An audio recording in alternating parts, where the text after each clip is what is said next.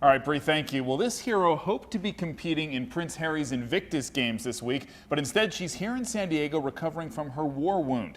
Kirstie Ennis is a retired Marine. She lost part of her leg following a helicopter crash. And today she talked to 10 News reporter Kristen Keough about her 43 surgeries and what it will take for her to play sports again.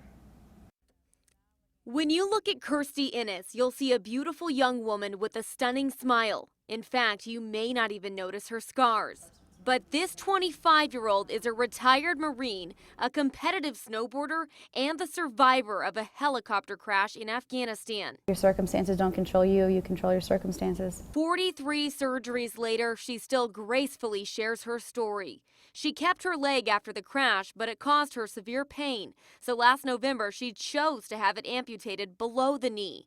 A month later, a doctor at Balboa Naval Medical Hospital saved her life by deciding to further amputate, this time above the knee because it became septic. So really having to toughen that leg up, and then also I'm dealing with a couple of other injuries, which is what kept me from going to Invictus.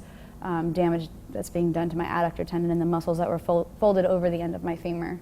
Prince Harry took note of her recovery and the two became friends. It was tough for her to tell him she would not see him in Orlando last week for Invictus, the games he founded for Paralympians. He's been beyond supportive of me during my recovery. Kirstie is from the South, but she calls San Diego home for now while she still sees doctors almost every day. She hopes to eventually return to her family and her hobby. 2018 Paralympic hopeful for South Korea, hoping for a podium.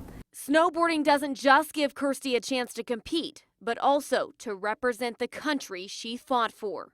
Kristen Keough, 10 News. Kirstie is also a swimmer. Down the road, she hopes to compete in the Summer Paralympics in swimming.